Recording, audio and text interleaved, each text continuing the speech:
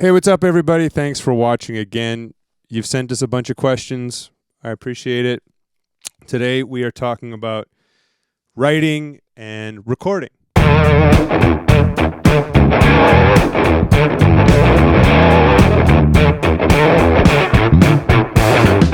What is your favorite mic to record amp with? And obviously, you're referring to what are your favorite mics to record guitar amps with? But since we are here at Stereobus, this is where I record all my records and have so far. Not only do we do electric guitars, but we do acoustics, we do vocals here. I thought we would get the man himself, my friend Paul Yee, who engineers all these records, to answer that question for you. So we're going to turn Julian into Paul right now. So let's just snap him in. Here we go. Hey, what's up, Paul? Hey, how did I get here? Hey, thanks for coming. Thanks for teleporting. Hey, no problem.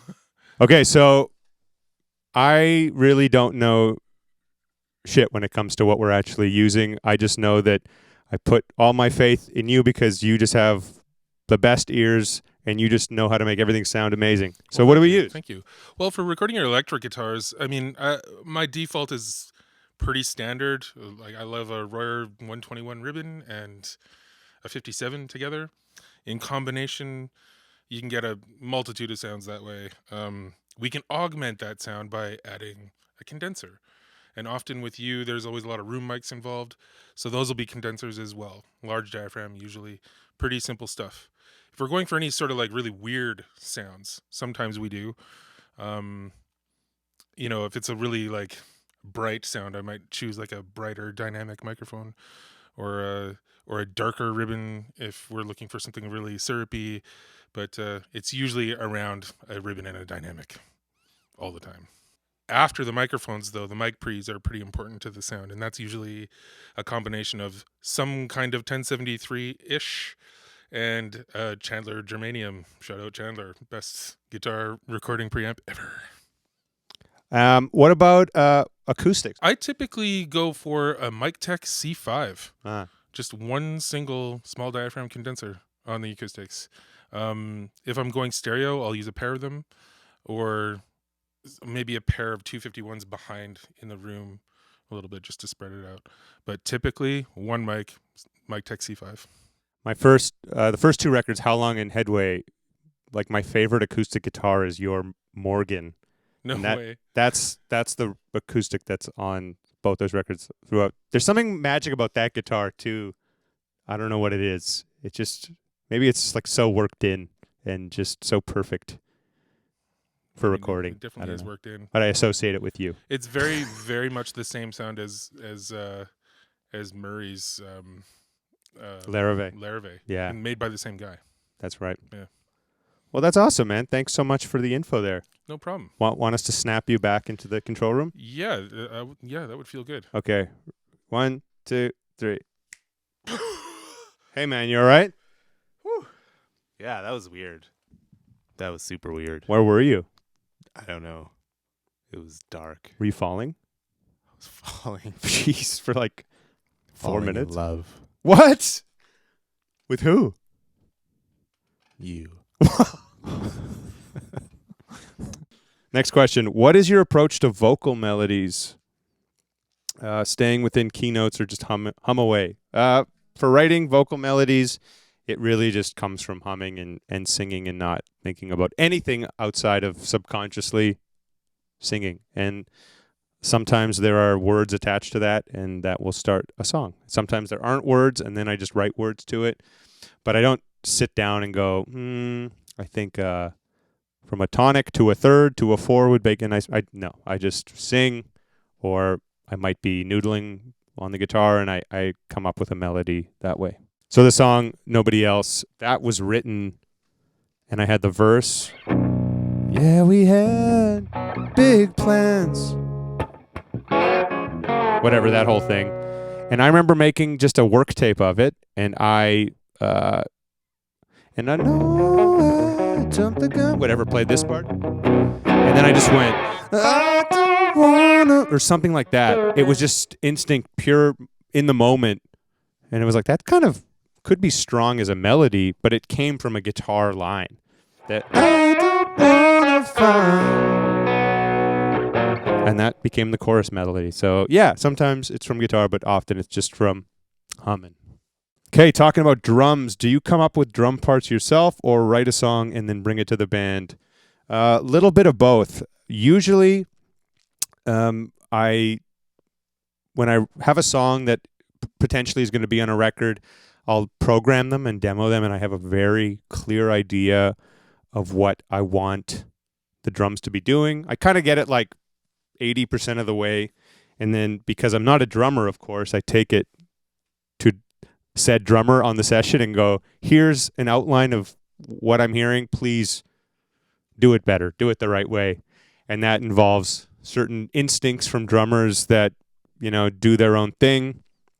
But like most of the time, I have a very clear idea of how I want a groove to feel. But that's the majority of what I'll do. Once it's in their hands, I try to stay out of the way. That being said, last year we went to John's cabin out in Clear Lake. We had a whole recording rig set up, which was amazing. Middle of winter, and I had 4 songs that I wanted to work on. I had demos that I had done with very loose drum programming, but I really just wanted to do something quite different and not stick to that. And I really wanted to give John the freedom of like what he wanted to do, and it was so fun to instinctually, or like for you to instinctually just figure out the parts. So like, what do you think about when putting drum parts together, like specifically in like a session like that? That was nice because you had the demos, and so I kind of was able to have the songs in my head already. So I kind of was just trying to go with like what felt natural and like maybe what I'm hearing, like what it feels like it needs. So yeah, I mean that's pretty vague, but I think one of the songs, it was like, this feels just like it just needs something very minimal just to fill out the drum frequency or something like that. I mean, it really can go in all directions. What's your favorite way to record? Last record's production is stellar. Thank you so much. Typically, we'll do a couple days of, we call them beds. Some people call them basics. We focus on the bass and the drums. And in this very room, we have done a lot of my records. So we'll have drums and bass in here. I'll actually usually be sitting right there on the other side of the glass with Paul over there, and I'll be hooked in with a guitar and a vocal mic, but I'm just there to sing and play along for the guys so that they have something to play to and feel kind of inspired. And, if we get a good take out of what I'm doing, great, but the focus is on drum sound, drum part, bass part. And then once we get that done, typically move to guitars, do that however long it takes. And then we'll move to whatever else is left, whether it's acoustics, keys, and then whatever else. And then vocals are last. And then once lead vocals are done, then we'll do background vocals. And then it becomes this, do we need anything else? Do we miss anything? What else should we put in here? And then there's a lot of comping and editing. And eventually goes off to mixing. So that's a very condensed way of saying what happens, but that is typically the order in what I work in. How do you finish an album so quickly? The truth is I don't. It may seem that way, but it takes a while. I mean, the tracking, here's how it is. Like for me, I think it takes about 3 years to make a record because I spend almost a year writing songs for it and then whittling down that list of songs that I've written. By the time we start getting to pre-production, I'd say that's about a year.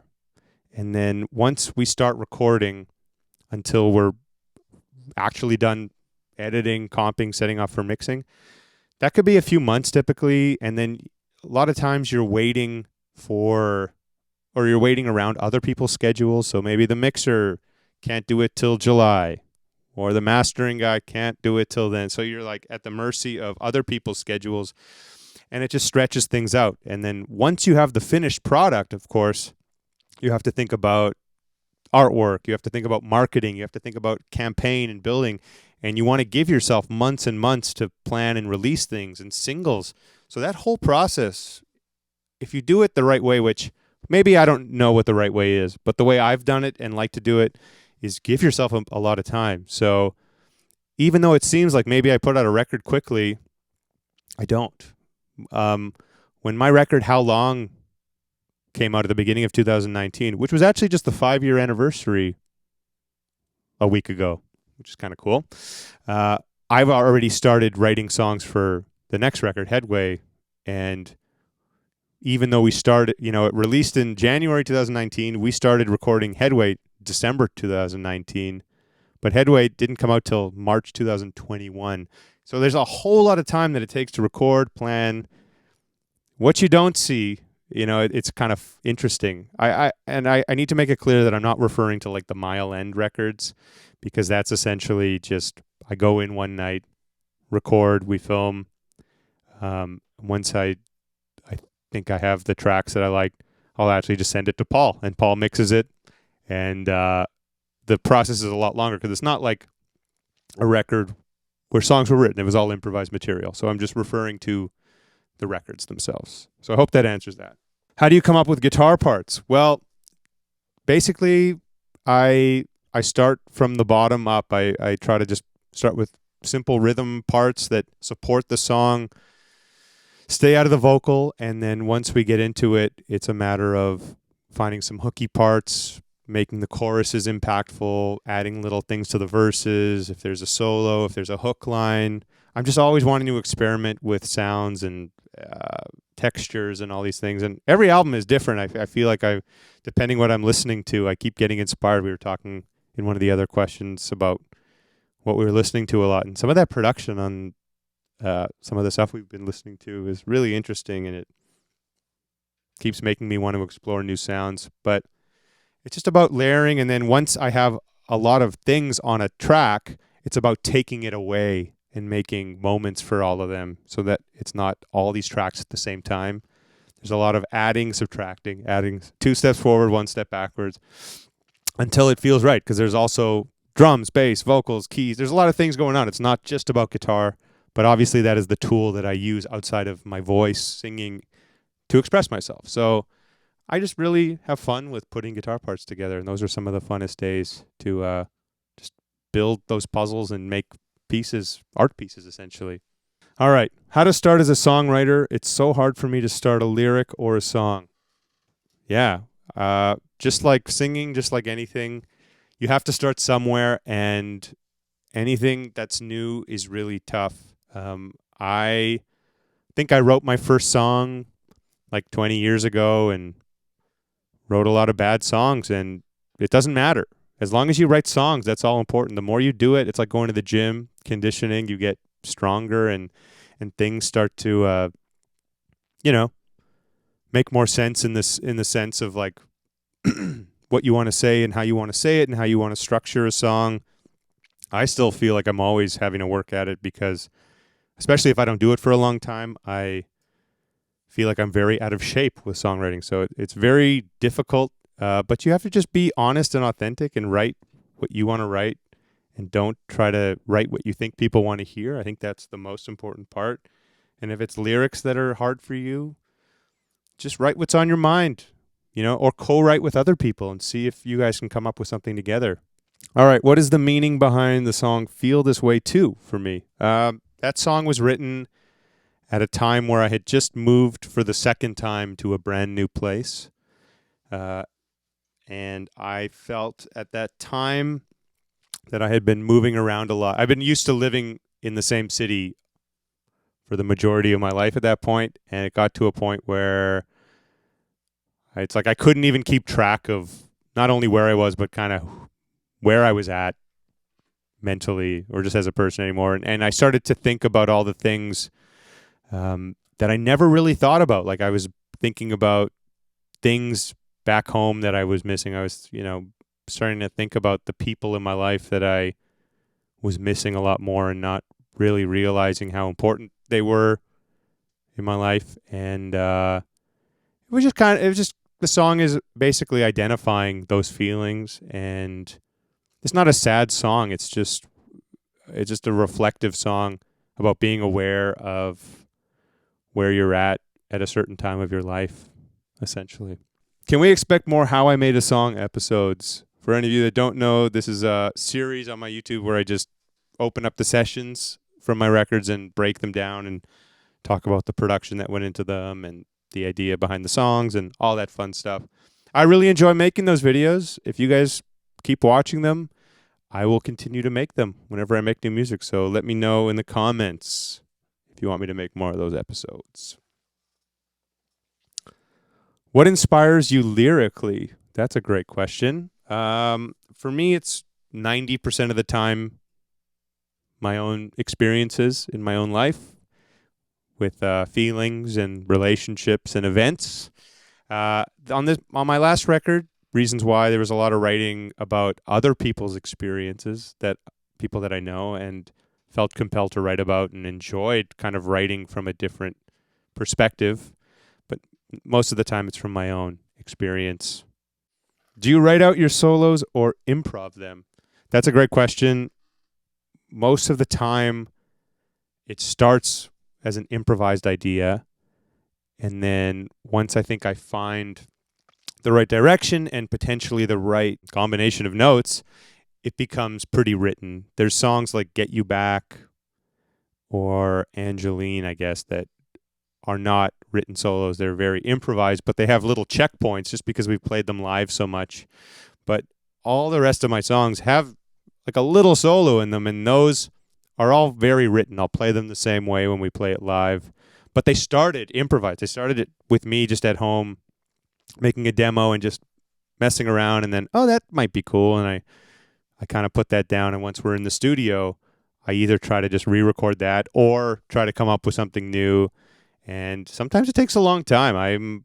I love and hate recording solos because I'm my own worst critic, and it's really hard to sometimes find the right thing. But once you finally find it, it's satisfying, and a lot of times it's worth the chase. But that's usually how it goes. Guitar or lyrics come first when writing? It's always different for me. I will say I definitely have an easier time writing music, like the music side, the arranging side. I can kind of do that in my sleep. That feels super natural and intuitive for me. Lyrics take more time. I thoughtfully want to make sure they make sense, mean something. Sometimes lyrics just come out, and you don't have to think too hard about it. When you know what you want to talk about, when you know what you want to say, they just come out. 8 out of 10 times, it's like a musical idea first, but a lot of those times, a vocal melody or maybe a lyric will be attached, like April is letting me down. Like that happened kind of together. The first couple lines of Choose off the new record, they kind of just, I knew exactly what I was talking about and how I wanted to say it, and it just unfolded. But yeah, it's usually music right out the gate.